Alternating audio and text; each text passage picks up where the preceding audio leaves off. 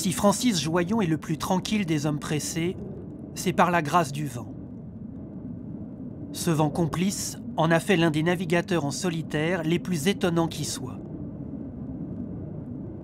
Francis Joyon est le plus rapide sur l'Atlantique Nord, le plus rapide autour du monde, le plus rapide entre Cadix et San Salvador, et le plus rapide sur 24 heures. D'une encre bleu mer, il écrit dans le sillage de son trimaran les pages d'une aventure maritime exceptionnelle. Francis Joyon est à la fois immense et discret.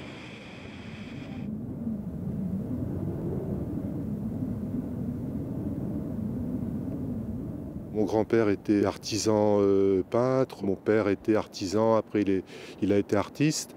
Mais c'est vrai que j'ai un côté artisan dans la préparation des bateaux. Pour moi, l'artisan, c'est quelqu'un qui à la fois conçoit et qui réalise.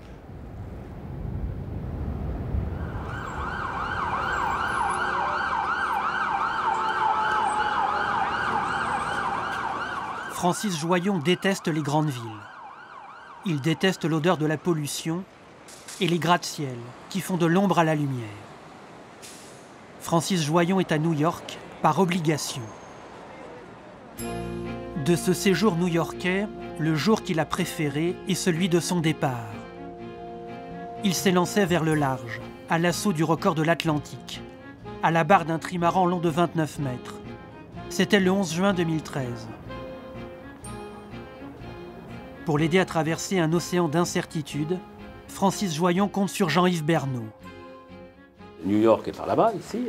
Ici, on va voir Nantucket, on va voir Terre-Neuve, qui est dans ce coin-là. Et puis, l'arrivée en Angleterre, le bateau est là. Nous, on veut rester avec les zones de vent fort, éviter les zones de vent faibles. Et puis, tout ça, ça bouge. Au jour le jour, Bernot envoie des informations météo et il aide Joyon à tailler la route au plus vite. Ces deux-là se connaissent depuis des lustres. Et pourtant, le navigateur impressionne encore. Lui, c'est un train. 605 000, même condition, 610 le lendemain, troisième jour, même condition, 604. Ça veut dire qu'il sait exactement où il en est dans l'effort performance. Et ça rend un métier fou, surtout sur un multicoque. Ça veut dire qu'il a fait des milliers de milles, qu'il se connaît bien, qu'il connaît bien son bateau, qu'il sait juste où le pousser pour aller vite, mais jusqu'où ne pas aller pour pas avoir une avarie ou se retourner.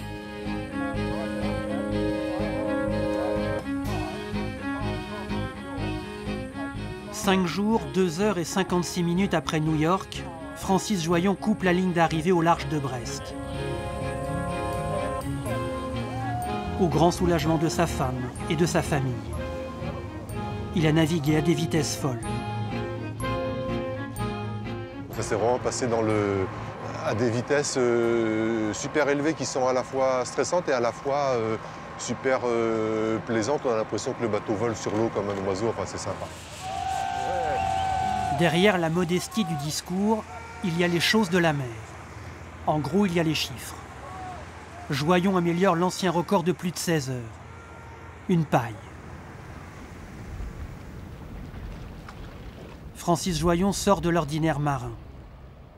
Il est né au milieu des plaines agricoles de l'Eure-et-Loir le 28 mai 1956.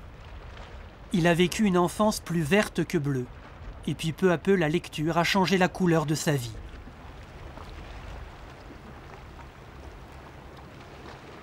J'étais en Eure-et-Loir, la mer était loin, les bateaux étaient loin et cette passion pour la nature et les océans se sont développées effectivement à partir de lectures, que ce soit des romans de Jack London, que ce soit après des romans maritimes comme Moi Tessier. J'ai toujours beaucoup de plaisir à lire, même encore maintenant, des récits d'aventure qui se passent dans un beau milieu naturel, avec de belles choses qui se passent, ça me plaît toujours.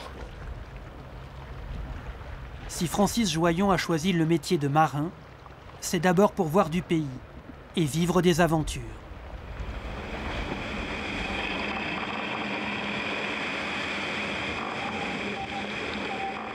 À l'exception d'Hélène MacArthur et Thomas Coville, Joyon est le seul qui a accompli un tour du monde en trimaran, en solitaire et sans escale.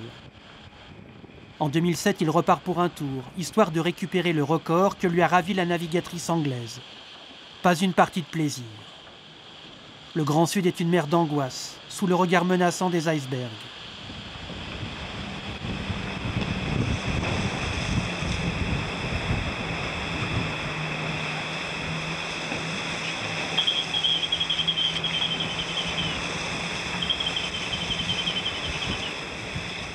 Les rares visiteurs sont des oiseaux dont on voudrait se faire des copains.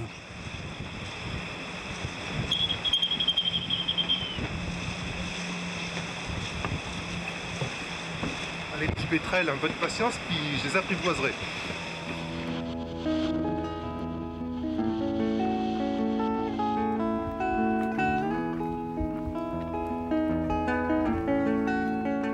Bien souvent, un marin qui part, c'est une famille qui reste.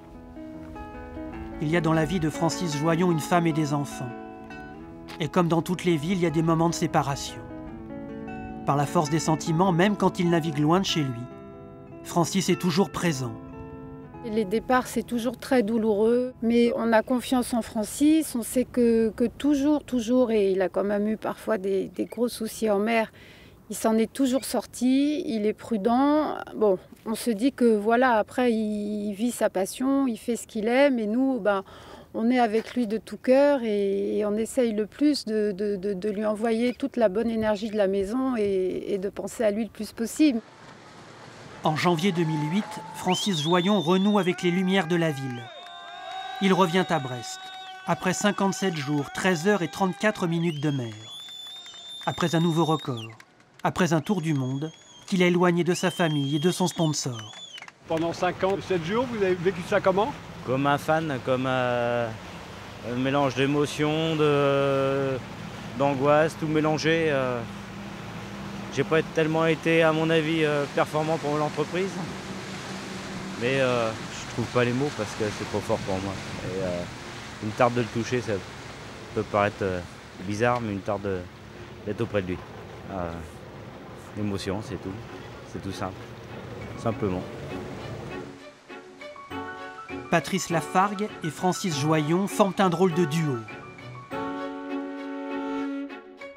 Depuis le jour où ils se sont serrés la main en 2001, ils ont placé le coup de cœur bien au-dessus du coup médiatique.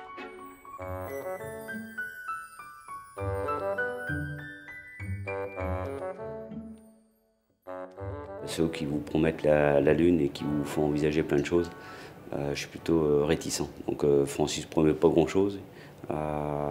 C'est vrai que c'est pas forcément l'homme de la plus grande communication, mais cette communication, le peu qu'il nous transmet, elle est forte et elle est beaucoup plus importante que les grandes phrases.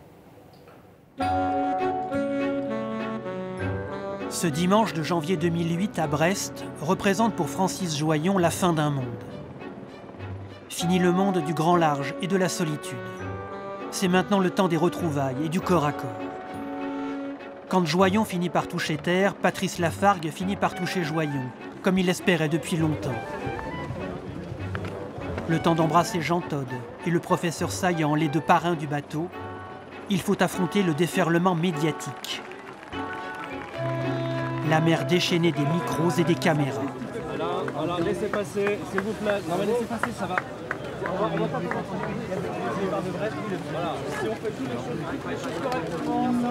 Content de débarquer, puis à la fois un petit peu effrayé quand on voit cette vague humaine qui prend le bateau d'assaut.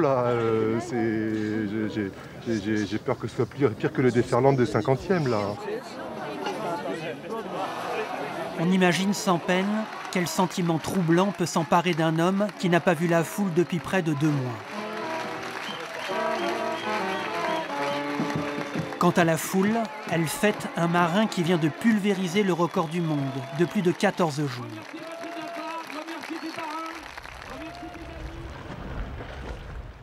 Francis Joyon a connu un parcours de marin comme on n'en fait plus beaucoup aujourd'hui. C'est un bricoleur dans l'âme qui, pour se construire, a construit lui-même des bateaux. En 25 ans de carrière, il a connu des fortunes diverses. Il a gagné la prestigieuse Transat anglaise, fait des places d'honneur. Il a connu aussi des revers douloureux. En 2005, après un premier record de l'Atlantique et après une immense fatigue, Joyon et son trimaran s'échouent sur des rochers du Finistère. Un bateau se brise et les rêves de navigation qui vont avec.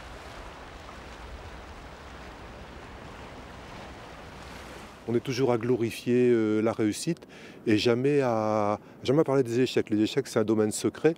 Et pour moi, la réussite se construit que sur des échecs. Et là, c'était vraiment un exemple très fort.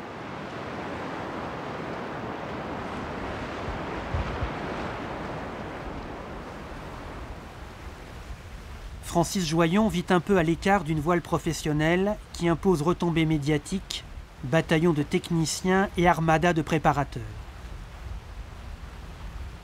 Francis Joyon travaille seul ou presque, sans équipe, sans se plaindre, mais avec sa méthode. La recherche de simplicité en matière de bateau, c'est aussi une recherche de limitation du poids, de limitation de l'entretien après. Et en ça, c'est vrai que le bateau ressemble vraiment à ce que je voulais, oui. C'est-à-dire un bateau très simple, très efficace, où il y a des solutions de secours. C'est-à-dire, par exemple, il n'y a aucune hydraulique. Tout est avec des cordages, des poulies, des petits bouts à gauche, à droite. Donc j'emmène 2 ou 3 rouleaux de cordage en mer et je peux faire face à 90% des avaries potentielles en fait.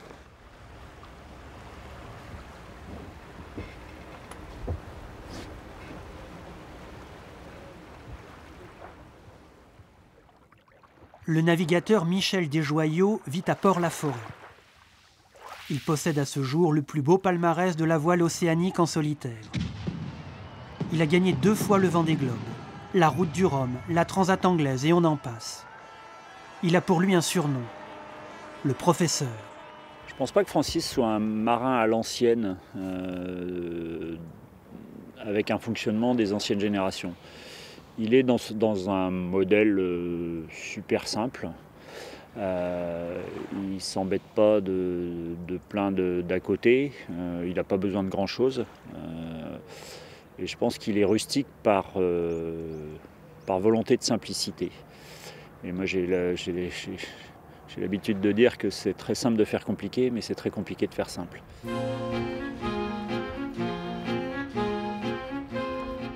Dans son genre, Francis Joyon est un homme fort.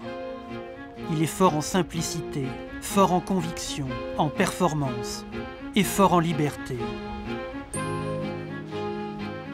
Oui, Francis Joyon est un artisan, dans toute la noblesse de la mer.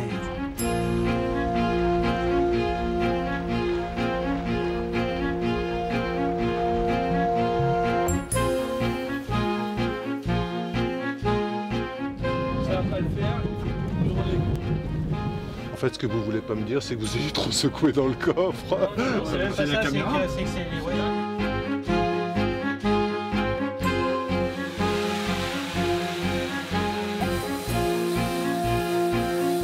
On peut en faire une.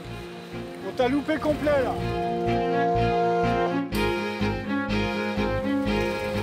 J'ai l'impression de rouler dans un coffre.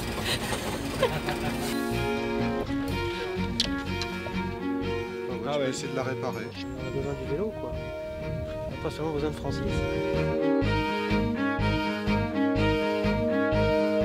Moi, je faisais accessoiriste, voilà. Je sers à tenir la feuille blanche. Ça va tourner.